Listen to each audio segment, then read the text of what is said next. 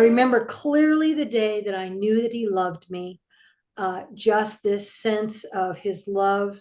I can see myself sitting on this patio Hmm. and sitting in this chair. In fact, the kids at the time, I think Hannah was 14.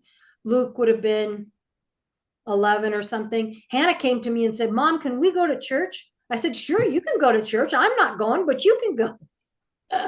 And of course, she went to a different church, but then ended up at Vineyard.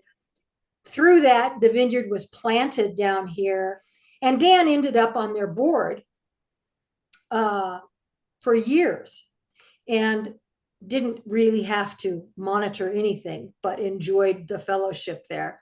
And our kids thrived there. Yeah. But I never went there till much, much, much later. Hmm. But through that time, I just grew in ways I'd never experienced before. And really, it wasn't so much that I grew in the charismatic gifts as much as I grew in the deepening of my faith. I am an introvert. I am a loner by nature. I enjoy my time away from everybody and everything. In fact, I leave tomorrow for a 3-day retreat. Nice. Um, I would ask where you're going, but then people might try to meet you there. So yes, very good, very good. I want to ask if you're going to Sedalia, for example, or if you're No, going no, no, to New Mexico, for example. no, stop it. But anyway, so I really went down the more mystical, contemplative path. Through all that,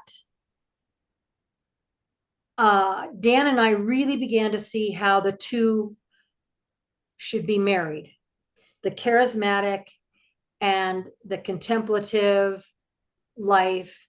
They really feed each other, and that the charismatic life is an outgrowth. It's just an outgrowth. If we are Yeah. walking Jesus, those things are going to happen. Yeah. You're going to pray for the sick. They're going to get healed. You're going to Yeah. deliver. You're going to, all the things. Well, you got me thinking of obviously people like Dallas Willard, who people don't think of him as a charismatic. He's maybe he's more of a contemplative, uh, but he was that stuff flowed out of him. He just didn't make a big deal out of it. I think of Yes. Leanne Payne, who Yep. I'm quite certain you introduced me to, and her biography, which of all of her books was my favorite, which is weird that her autobiography would be my favorite. But at one point in that book, she talks about the power of the spirit, and she references that if we want to move effectively and permanently in the power of the spirit, it's like a three-legged stool. And for her, the three legs of the stool, so that you're not falling over, because she talked a lot about people moving in great power, but just going off the rails. And she talked about scripture as one of the legs, the spirit being another one of the legs, which that's kind of standard vineyard talk is let's have the word and the spirit, right? But her third leg was sacrament. Yes. Yes. Which I found interesting, particularly since I'm not in a sacramental kind of a church Yeah. per se. But I think she was talking about church structure, like healthy structures, and in her case, she would be talking about with healthy icons or images that we build around, as opposed to the dark or worldly or Jungian images, that our Yeah. cultures is Yeah. centered And around.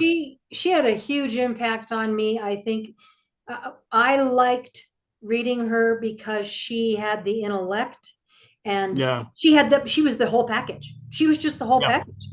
She's And a C.S. Lewis expert, and yes, yes. and And we had read Richard Foster when Celebration of Discipline came out in 78. We have an original copy. And, as a Quaker, they're charismatic. yeah, They really are. yeah, And so it was woven in everything I was reading. yeah. I read Divine Conspiracy when it first came out. I've sat under Dallas's teaching multiple times. Um, Yeah, the whole thing. And I think that's what made me now so very comfortable in Vineyard. Yeah. And the sense of my own self-awareness. Yeah. I'm no longer whining and complaining about why I don't experience everything the way somebody else does. I think the Lord has deposited in me exactly what he wanted. And Yeah. I think through the work of my spiritual director, I've become just very comfortable, not passive, but comfortable with who God made me to be. Yeah. That's awesome. So That's totally awesome. Thank you. That's a really long story for Yeah. a little bio, but I know. So having said all that, yeah. let's visit the next section of Isaiah. I say next section because we just finished Isaiah 7 and 8, and conveniently chapter 9 chronologically follows 7 and 8, if I have my math right. Yes, that's correct. Anyway, so why don't you just talk about some big picture things? I love Isaiah, and I love getting to the 9th chapter because in our years of music, we were back in the day when you actually had a concert choir in your high school. Don't tell me the high school choir sang Handel's Messiah. Yes, we did. Wow. The director was a church director of music at the local Presbyterian church in Aurora. And so we had the privilege of singing a lot of classical music. And I was trained classically, so that's right up my alley. So we got to sing several selections, not the whole Messiah, but several selections. So one of them being the second most famous piece, which is Unto Us a Child is Born.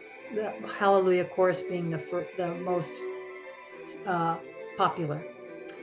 And so every time I get to 9, I'm just like, oh, I know this, And